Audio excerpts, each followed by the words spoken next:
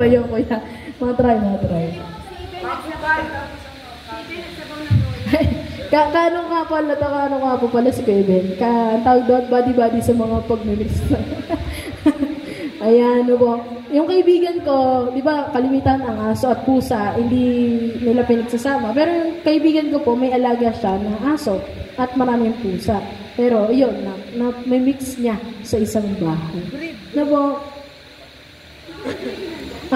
yung si mama po, mahilig sa suka at cucumber. Ayan. Yun ang kanyang gustong palagi.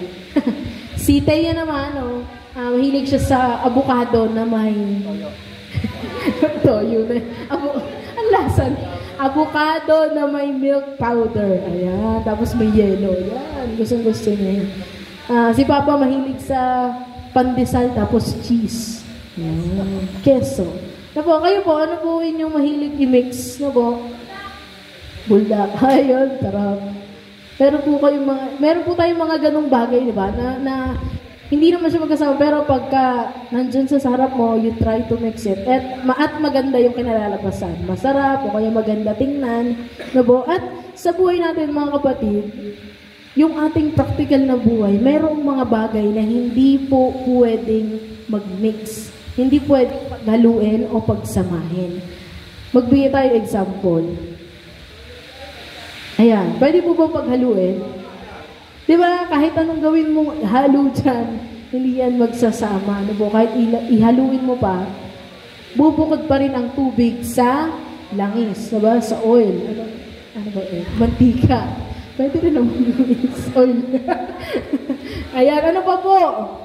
Ayan, chalk and cheese. Hindi ko pa ito na-try. Hindi siya pwedeng mag-mix. Hindi sila nag-mix kahit anong gawin natin. Ano pa? Ayan, pag naglagay ka ng ketchup sa coffee, hindi siya, hindi, kape, hot sauce, pero yung ketchup, yung makapal, yung tika, di ba? Hindi siya pwedeng mag-mix. And kung mag-mix man, ewan ko kung masarap yung lasa. Di ba? Kung mag-mix man, hindi po siguro kaaya-aya yung lasa. Hindi ko pa natikman yung maanghang na kape. Ayan, ano pa po? Ayan, milk and citrus. Pag pinagsama po natin yan, yung citrus, yung acidity ng citrus, magre-react po sa milk. So, yan po ang mangyayari. Delikado. Diba? Delikado yan pag pinagsama natin. Ano pa po? Ayan, tomato and sa salad, lagi natin yung vegetable salad, lagi natin pinagsasama. Kaya po, hindi siya okay pagsamahin. Kasi po, magkaiba yung digestion, yung time. Mas matagal ma-digest yung tomato kesa sa cucumber. Kasi ang bilis lang po, di ba? Pag kumain tayo ng pipino, marirelease agad natin. No po? Pero masarap yan pagsamahin. Ano pa po? Ayan, dalawang battery na magkaiba ang brand. Di ba? Sasabog ang mic o kaya kung ano man ang paglagyan natin, hindi siya maaari, no? Pwedeng magkaroon ng sunog kapag ipinilit natin. Ano pa po? Hindi pwedeng pagsamahin o hindi pwedeng mangyari at the same time. Ayan, yung may diarrhea ka tapos traffic. Di ba? Yung di ba? Andyan na ang sumusundo tapos traffic pa, no? Hindi siya pwedeng mangyari at the same time. Kasi, lagot na. Ano pa? Ayan, hindi natin pwedeng pagsamahin ang pera at ang magnanakaw. Diba? Ang magnanakaw, hainan mo yan, alam mo na ang mangyayari, no? Hindi pwede, no? Tawa nang binabangitan ng Bishop Han. Alam mo na naman na mangunguha, ihainan mo pa. Ayan, ano pa po? Ayan, hindi pwede pagsamahin yung nagbabudget ka tapos makakakita ka ng nagbabudget ka no? Dito, ito, ngayong buwan na to, ito lang dapat ang magagastos. Tingin. No? Dami chinelas wala tao. Ayan. Hindi pwede, no? O kaya credit cards, no? Nagbabudget ka tapos may credit card ka. Mahirap po yun, no po? Ano pa ang hindi pwede pagsamahin? Alam ko po, makaka-relate kayo dito. Look at this. Ayan, inaantok ka na.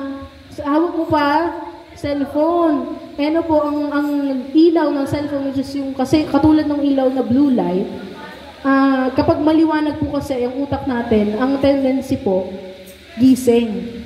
Diba? Kaya nga, masarap matulog mo, dim light, o kaya wala talagang ilaw. Kasi, ang utak po talaga, o ang body ng tao, nagre-react. Kapag may liwanag na, nagigising na, no? Depende na lang sa tulog mo, tika, na kahit maliwanag na, nahilig pa, no? Diba? Yun ang, ang reaction ng body. Kapag may liwanag na nasa harapan, nasa mata, naman, nawawala yung antok natin. No? Pero iba, ang panpatulog nila, cellphone, no? Hindi ko alam paano yun. No? Kakaiba ang kanilang Ayun, ano pa po ba? Ano pa po ang mga bagay na hindi pwedeng ipag-mix?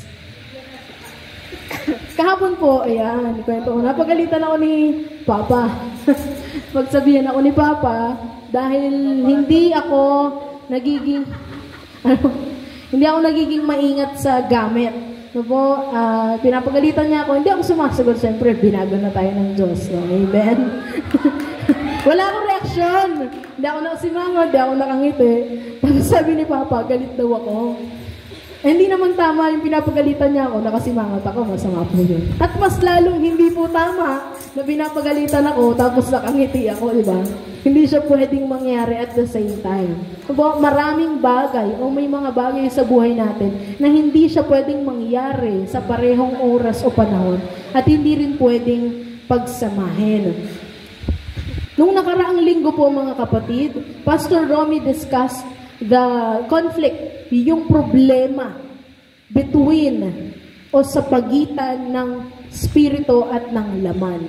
Diniscuss ni Pastor Romy ang problema o ang, ano po bang, mas maganda pang term, ng conflict, yung laban, diba? Yung laban, yung battle sa pagitan ng spirit at ng ating flesh. Ano nga rin ang nangyayari kapag si flesh ang may control? Ano po yung sinabi doon? Nagiging madilim ang ating pag-iisip. Ano po ba yun? Saan yun? Sa mind. Ayan, yung isipan natin, yung mind ang affected. Nagiging madilim, nagiging nakakasulasok kapag si flesh ang nauna. Pangalawa, ang sabi dyan, nagiging deceitful ang ating puso, nagiging mapandaraya. No? Nagiging mapanlin lang ang ating puso. Iyon ang ating emotion kapag si flesh ang nauna. Pangatlo po, nadudumihan ang ating konsensya. Pangapat, nagiging pasaway at matigas ang ating loob, which is yung ating will. Ano nga po ba ito? Mind, emotion, conscience, and will. Ano nga po yan? Ano po yan? Mind, emotion, conscience, and will. Saan niya nakapaloob? Sa ating soul. Ang nangyayari po kapag ang laman ang nangunguna sa buhay natin, naaapektuhan ang ating kaluluwa, ang ating soul. Ano po? At gayon din, pagka pinayaan natin na manguna, mas maging malakas ang espiritu natin kaysa sa laman, apektado rin po ang soul. Ano po? Magkaiba lang ng nangyayari. Malaki ang epekto po sa ating kaluluwa. Ano po ang tendency po ng example natin sa mga magulang? May dalawang bata, no?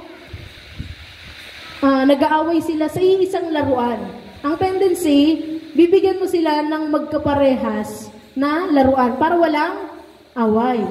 No po, sa buhay Kristiyano mga kapatid, di ba yun, para walang conflict, sige, bigay isa dyan, parehas na itsura, magkasame ng sukat, di ba? Dapat kung gano'n rin kalaki yung truck mo isa, gano'n, di ba? Gano'n po sa mga para walang away, para walang umiiyak.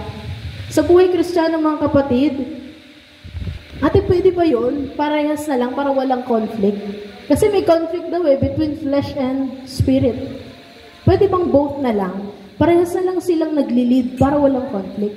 Basahin po natin ang salita ng Diyos. Sabay-sabay po tayo mula sa Galatia chapter 5 verse 17. Sapagkat ang mga pagnanasa ng laman ay laban sa kagustuhan ng Espiritu.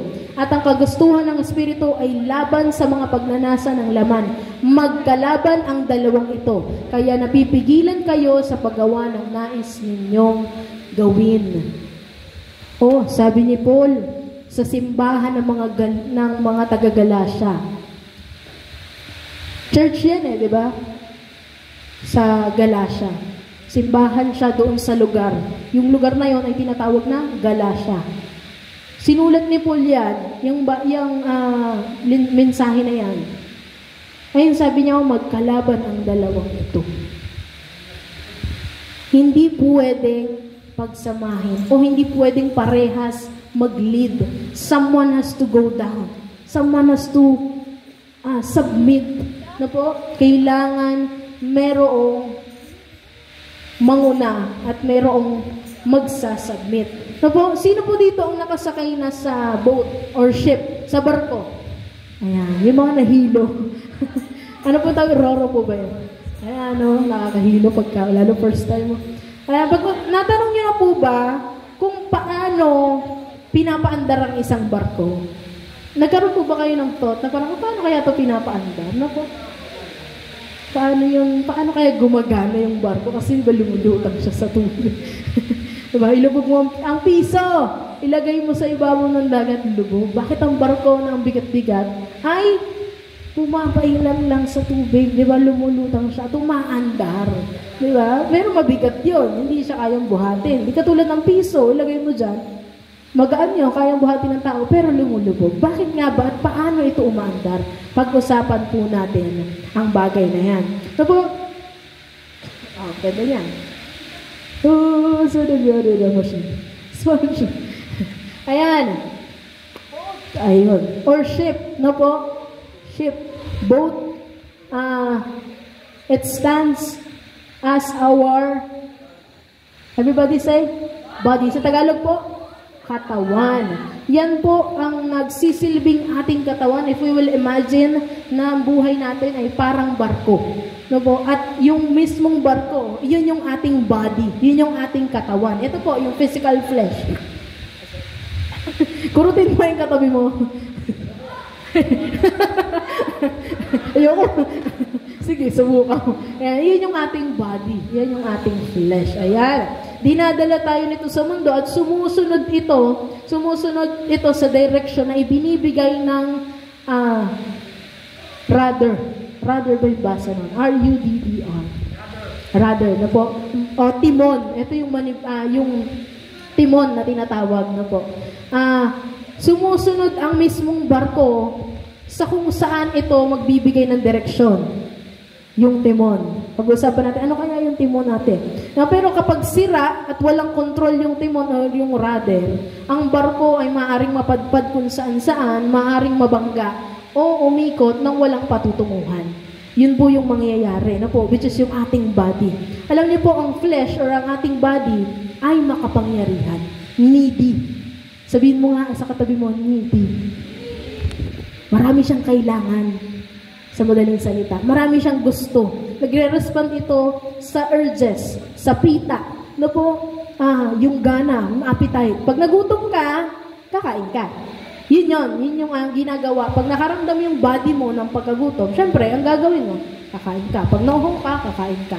Pag nabingi ka, magtatakip ka ng tenga. Diba? Pag may liwanag, tatakip kang bibig. Ng mata. Hindi, yun po yung nangyayari na po. Nagre-respond ito sa kung ano yung nararamdaman mo. Sa gana o yung kaginhawaan. Diba? Pag mabanas, it's either maliligo ka o hanap ka ng malamig na pwesto, magpapaypay ka, mag-electric fan ka. Diba? Naghahanap ang katawan natin ng kaginhawaan. Gusto natin palagi convenient. Yan ang ating body. Ayaw pa gutom, ayaw pa uhaw, ayaw nahirapan. Diba? Ay, malayo, ayoko, di ako punta. Kaya inaantok ako. Yan ang ating body. Totoo pong may body, totoo pong nangyayari yun. Maliban na lang kung ito ay nadisiplina. Ayan, Karil. Amen, hallelujah. Kung ito ay nadisiplina, basahin natin ang salita ng Diyos. Romans chapter 6 verse 12, huwag na ninyong paghariin ang kasalanan na sa inyong mga katawan. Tawang may kamatayan, upang hindi na ninyo sundin ang masasamang hilig nito. Sabi doon, huwag paghariin sa katawan. Kasi kapag ang body or ang flesh ang naghari, maglilid lang po ito sa kasalanan. Ano po? Ano po yung 7 deadly sins? Pride, lust, gluttony, sloth o katamaran. Ano pa? Greediness, ano pa? 7 yan eh. Dito, matin ako. 7 deadly sins. Pride, greed o pagiging sakim, lust, envy o pagkainggit, gluttony, sobrang katakawan mo, wrath or pot, no, yung sobrang paggagalit, at ikapito yung katamaran. Kasama po siya sa 7 deadly sins. No po? Kung meron tayo nito, ipadil natin sa Panginoon at ang Diyos na mabuti ay mabait at mahabagin ay tutulungan po tayo. Na po? Pag-usapan natin ano nga po yung boat. It serves as our body. Na po, imagine natin na yung barko, yun yung ating katawan. At ito na, ang rudder, ayan, ito na po yun. Yung nasa unahan ng barko, na kung saan nakakabit, iyan. Ano pong tawag dyan? Meron po ba? Yung umiikot. Propeller, ayan. Yan po ang ating rudder. At ang ating rudder na po, it serves as our soul. Ano nga ang Tagalog ng soul? Kaluluwa. Yan ang nagsiserve na po. Ang soul natin ay katulad ng rudder ng barko. It steers direction na po based sa ating thoughts, sa ating nararamdaman, sa ating konsensya, at sa ating kagustuhan. Na po, kung ano yung gusto mo, ano yung naiisip mo, ano nararamdaman mo, yung konsensya na meron ka, yun ang pinatutunguhan ng mismong boat. Yan, siya ang nagdedirekta kung saan patungo. Diba, may kalayaan po itong pumili. Ngunit, hindi po ito nilikha na siya lamang. Hindi siya nilikha na kung ano yung gawin niya, yun ang gagawin niya. Naiintindihan po natin, someone has to guide. Someone has to control.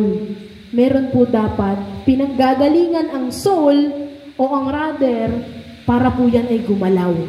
Yan. Ano po ang nagpapagalaw sa rudder? Diba? Coming from Book of Deuteronomy, chapter 30, verse 19, sabi po dyan, saksi ko ang langit at ang lupa na ngayon inilahad ko sa inyo ang buhay o kamatayan, ang pagpapala o sumpa. Kaya piliin ninyo ang buhay para kayo at ang inyong lahat ay mabubuhay ng matagal. Kaya po lang inilatag na sa atin, no? Buhay o kamatayan, blessing or curse.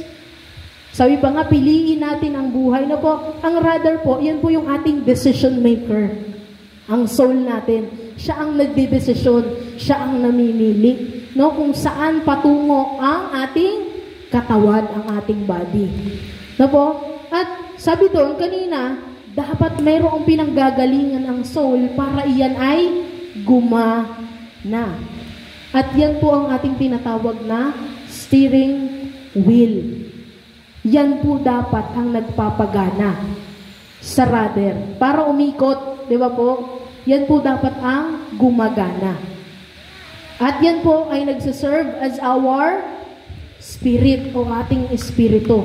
Hindi po pwede na ang body o yung mismong barko ang magpapagana doon sa rudder. Dapat steering wheel po. Sabihin mo nga sa katabi mo, steering wheel.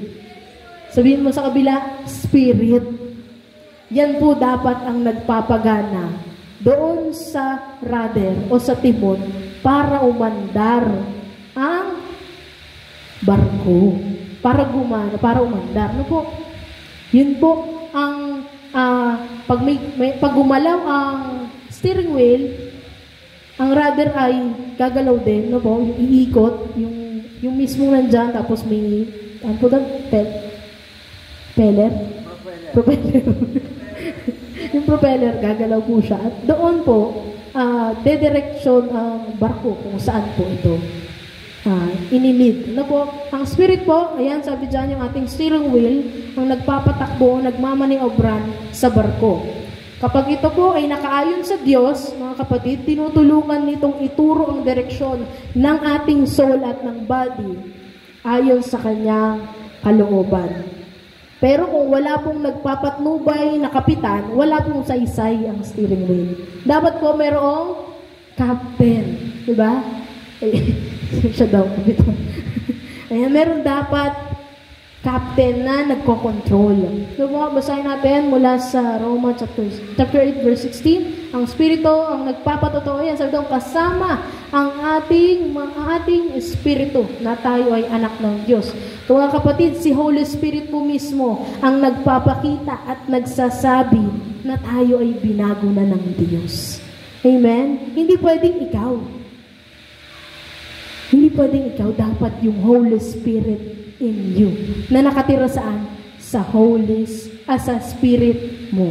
Diba? Ang Espiritu natin ay upuan o puwesto ng kapitan.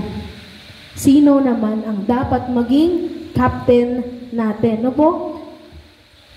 Walang iba kundi si Jesus. No po? Our captain should be Jesus. Siya po dapat ang nagpapagalaw ng steering wheel. Ano nga po yung steering wheel natin? Balikan natin. Nawala na. Ano nga po? Spirit. Siya dapat ang nagko-control sa ating spirit. Hindi po sa soul. No po? Sa spirit. At kung ano ang gagawin, ano naman ang nasa spirit, ang mangyayari, kung anong ikinilos o ano man ang lakas o dunong ng spirit mo, yun ang igagalaw ng soul mo, which is yung rudder. No po? At kung saan gumalaw o tumungo ang iyong rudder, ang iyong spirit, ay ang soul natin, doon liliko, doon gagalaw, doon pupunta, doon tutungo ang iyong body. Your body should wait saan ang gusto ng rudder. At yung rudder mo, naka-angkla siya saan? Sa spirit. At yung nagko-control ng spirit mo ay yung kapitan ng buhay mo. And who is that captain? Jesus Christ. Diba? Jesus Christ is in us through the Holy Spirit. No po? Ay ate, di ko naman nakita si Jesus. Wala siya sa akin. No? Wala. Si Holy Spirit po yun. Yung presence ng Diyos inside us, we call it Holy Spirit. O banal na Espiritu. Or Espiritu Santo. No po? Para mangyari, yung paggalaw ng barko, dapat may nagko-control ng manibela. No po? Nakaupo dapat yung kapitan doon sa pwesto ng steering wheel. No po? Nakita na po ba tayo ng naggagalaw ng tawag dyan, manibela o ng steering wheel?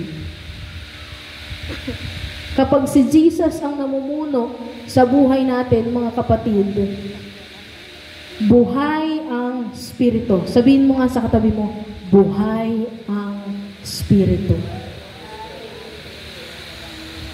Kapag si Jesus ang namumuno sa ating buhay, siya ang nagiging captain ng ating buhay, nakikinig ang kaluluwa.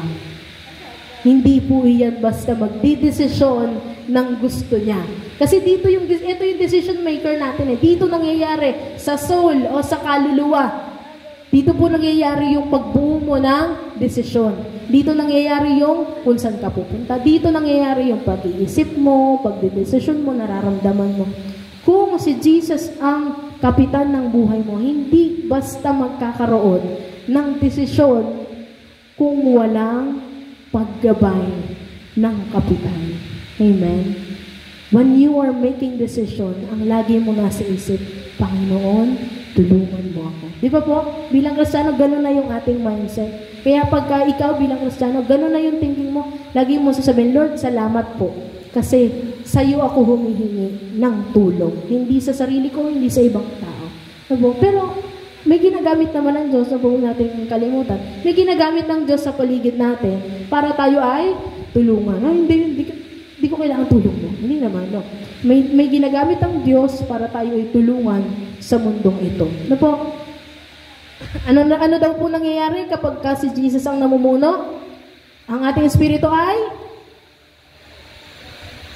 patay. Ang ating espiritu ay buhay. At ang nangyayari sa kaluluwa natin ay nakikinig.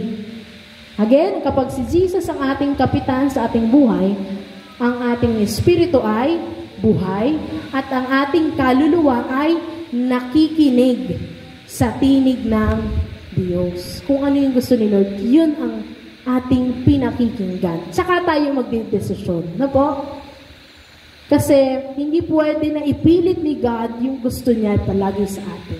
Kasi hindi po ganun yung Diyos natin. No? Si enemy, ganun. Kung ano yung ipipilit na talaga. I-oppress niya tayo, talagang paggigigilan niya tayo. Pero si God, hindi. Mapansin niyo po ba? Ang daling tumalikod sa Diyos, pero ang hirap bumalik. Kasi walang kalayaan sa mundo. Sa Diyos may kalayaan. Ayaw mo sumimba, ayaw mo magkaroon ng relationship sa Kanya, ayaw mong ibulot ang Bible mo, walang problema. Huwag mong gawin. Huwag ka manalangin, walang problema. Di ba?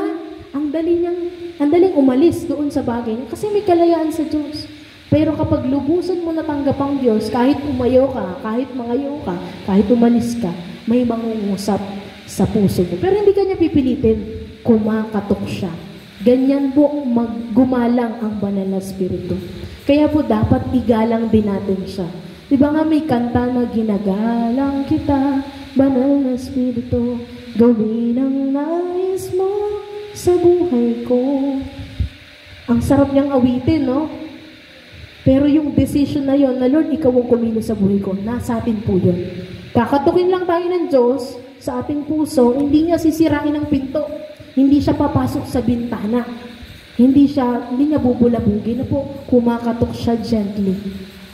Nasa sayo ang desisyon kung bubuksan mo ang pintuan. At pagbukas mo, buksan mo na, binuksan mo na, andito na nga po tayo, di ba? Mga Kristiyano na, tumanggap na kay Jesus Christ, may Panginoon na sa buhay. Ito pa ang another decision na ating gagawin. Nasa sayo kung isang kwarto lang ibibigay mo o buong bahay mo. Naiintindihan po natin. Doon po nagkakaroon ng problema ang mga Kristiyano. Ate, pinapasok ko na ang Panginoon sa aking buhay. The question is, ano ang ibinigay mo sa kanyang access? Isang kwarto lang ba o buong bahay? Naiintindihan po natin. Ang daling mo pasukin ni Jesus, sige, pasok ka. Diba? You hear the word of God, you read this word, you pray every day.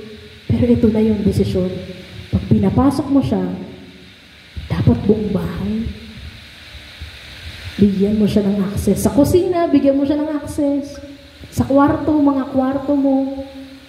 Doon sa pintuan. Sa CR. Sa kung saan man. Ano ba yung tawag doon? Yung pinagtataguan ng mga gamit. Ano ba? Yun, ano po, yung mga bodega. Yan, kung saan yung kwarto. Kung mayroon ka man dyan baulong, sige, yan lahat ng pwesto sa bahay mo. Bigyan mo siya ng access. Sa madaling salita, hindi mo lang siya bibigyan ng access every Sunday. Dapat araw-araw. Hindi mo lang siya bibigyan ng access sa buhay mo kapag madali ang sitwasyon. Bigyan mo din siya ng access kapag mahirap. Vice versa, hindi lang kapag nahihirapan ka, tsaka tayo magbibigay ng access sa Panginoon. Kahit madali, kahit alam mong kaya mo, Lord, kalakasan mo ang gagamitin ko. Diba? Hindi lang isang kwarto, kapatid. Tapikin mo yung sarili mo. Self, hindi lang isang kwarto ang ibigay mo sa Panginoon. Buong bahay mo, buong pamilya mo, buong buhay mo mula ulo hanggang paa. Ang talento mo, kayamanan mo. Kayamanan, te. Pinaghirapan ko to. Bibigay ko sa Lord. Kapatid, huwag kang matakot. Ang Diyos na nagbibigay ng lahat ng magaganda at perpektong bagay ay mabuti. Hindi kanya pagdadamutan. Amen? Again, si Jesus po dapat ang ating captain. Everybody say, Jesus should be the captain of our lives. Jesus should be the captain of our lives. Hindi po ang pera, hindi po, walang pera, bagsak ang balikat. Ano yan? Hindi po dapat. Pag may pera kang sigla mo, pagka wala kang pera, wala na. Hindi po dapat pera ang nagpapagana ng buhay natin. Si Jesus po dapat. When we have Jesus, we are complete. Amen? Dapat po ganyan ang buhay ng isang Kristiyano.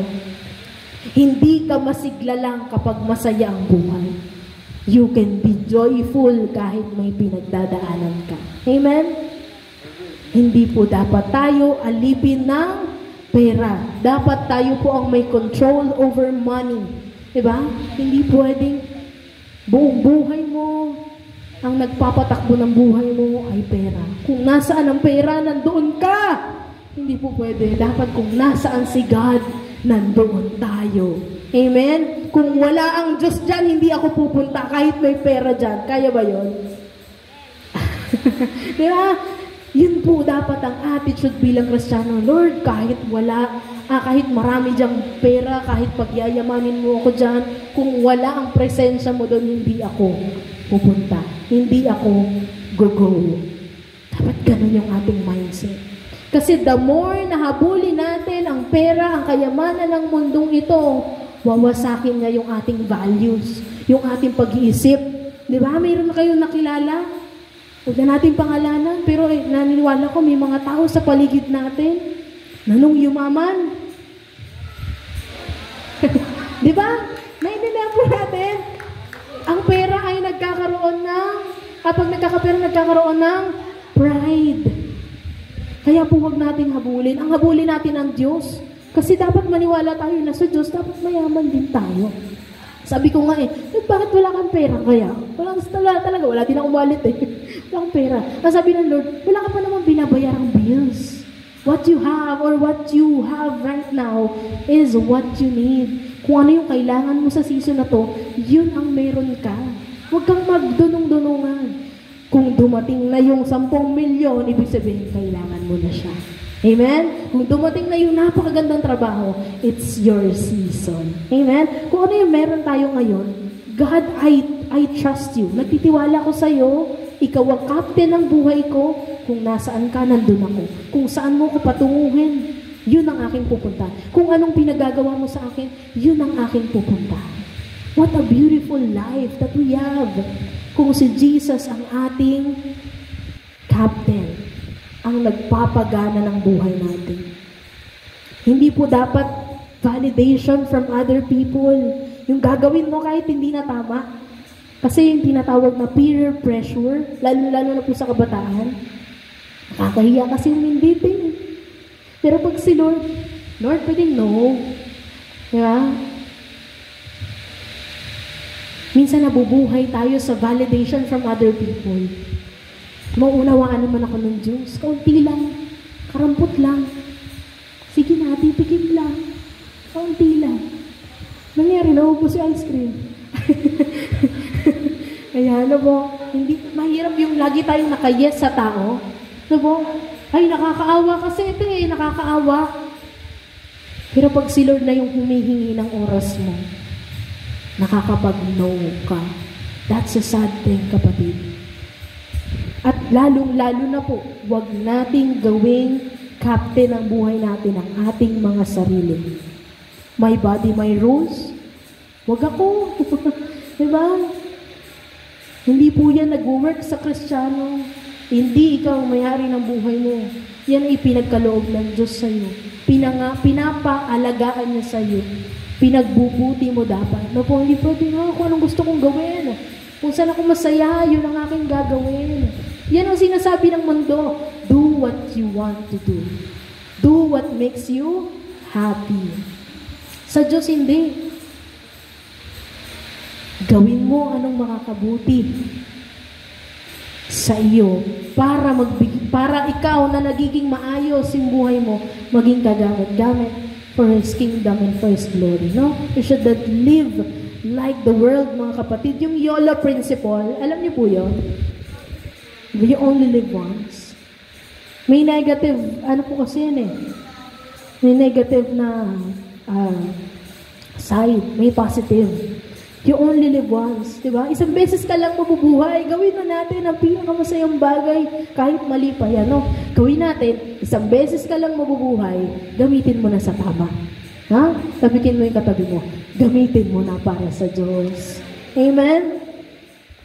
Ang kapitan ng ating buhay, mga kapatid, siya ay gumagabay, nagbibigay ng mga kautusan, at siya rin ang nagsisiguro na yung ating destination o yung ating pangarap o patutunguhan ay maaabot natin. Siya po ang nagdidesisyon. Siya po ang nagpapasiguro, mga kapatid. Kung may na-achieve ka o may gusto kang i-achieve na bagay, nasa Kanya po nakasalalay ang ating buhay. Mga kapatid, basahin po natin coming from book of saan na yan? Ayan. Hebrews chapter 6 verse 19 to 20. Ang pag-asang ito ang siyang matibay at matatag na angkla ng ating buhay. At ito'y umaabot hanggang sa kabilang tabing ng templo. Yung sabi doon, no? Yung anchor of our soul. Diba? Angkla. Yung anchor of our soul, mga kapatid, yung pag-asa na yun, which is si Jesus Christ. Kaya po tayo tinawag na Church of Hope. Yung church, hindi po yung building. Yung church, tayo po yun. Sabihin mo sa katabi mo, tayo yun. Church, ikaw yun. Diba? Kaya pag tinawag church, people. Tao po ang binabanggit. Hindi ang yung building. Na po, tayo po yun. At kaya po tayo tinawag na Church of Hope. Tayo po yung church. Church of ng pag-asa. At yung pag-asa, hindi po yun yung bukas, magkakaano na rin. Hindi yun ang pag-asa natin. Umaasa tayo na may second coming of Jesus Christ. Yun po ang ating pag-asa. Kaya kailangan po ang drive natin sa buhay, merong akong hinihintay. Hindi yung sahod mo, pwede rin naman. Pero yung ating goal, ang hinihintay natin ay ang pagdating ng Panginoong Jesucristo. At darating lamang po ang Diyos kapag ka naihayag na sa lahat ng nation, ng tribo, ang salita ng Diyos. Sino dito gusto nang dumating si Lord? Wala pa. Kailangan kumilos tayo. Ano po? I'm excited. We are excited. No? Alam natin yan. Kasi doon, wala nang hirap. Ang problem lang kapag too much yung pagmamahal mo sa mundong to. To the point na gusto mo pang enjoy at ayaw mo nang pumunta sa langit. Yun ang mahirap. Pangit naman nung Lord, gusto ko nang pumunta sa langit. Ayoko na dito sa mundo. Huwag naman. No? Habang may pinagagawa si Lord, let us enjoy this season. At kapag tayo ay oras na, no po, hindi naman sa mamatay nila. Pero dumating na yung season na kung saan eto na. Grabe na yung lindol. Tama po? Sunod-sunod. Grabe na yung pagbaha, yung nagbabadyang tsunami. Wala ka na ibang kasigurudahan. Diba? Wala ka na ibang pag-asa. Hindi mo na pwedeng maging pag-asa yung pera mo. Hindi mo na pwedeng maging pag-asa yung boss mo. O kung ano man, ang pag-asa na meron tayo, si Jesus. Naunawaan po, kaya po tayo Church of Hope. At sabi doon yung pag-asa, doon tayo nagtitiwala. Anong sabi doon sa pag-asa? Yung inaangklahan natin, matibay at matatag. Amen? Sigurado. Secure tayo sa Panginoon. Amen? Dahil po ang ating mga buhay, sabi sa unang Pedro, chapter 2, verse 25, tayo daw po ay tulad ng mga tupang naligaw. Pero dahil mayroon tayong Diyos at si Jesus na ang nangunguna sa buhay natin, ngayon, tayo ay nanunumbalik upang sumunod sa pastol at tagapangalaga ng ating soul. Amen? Tayo po ay ligaw, kailangan natin ng tagapangalaga. Tayo ay hinaling tulad sa mga tupa. No? Tupa na kailangan ng paggabay ng isang pastol, ng shepherd. Hindi po tayo katulad ng pusa, iligaw mo, makakabalik. Tama? Tayong mga tao na mahihina. Yes, makapangyarihan ng ating laman. Makapangyarihan siya pagdating sa paggawa ng against kay God, pero tayo mismo, mahina tayo. Ito po, at kailangan natin ng paggabay. Sabi nga last week ni Pastor Romy Vidania, kung ang Diyos ang nagbibigay ng buhay sa atin, siya na rin ang paghariin natin. Lord, ikaw pala nagbibigay ng buhay. Sa'yo pala nang gagaling yung blessing. Kaya pala ako may trabaho. Kasi dahil sa'yo, kaya pala ako sumasahod kasi mabait ka. Kaya pala ako nakakapag-aral. Kaya pala buhay pa ako. Kaya pala humihinga ako kasi galing po sa inyo yun, Panginoon. Ikaw na rin po ang manguna. Ikaw na rin ang maghari. Ikaw na rin ang masunod. Kasi wala ka namang ibibigay na ikasasama ko. Mahihirapan ako, pero parte yun ng disiplina mo, parte yun ng pagpapaganda ng buhay ko para magbigay ng luwalhati sa iyo.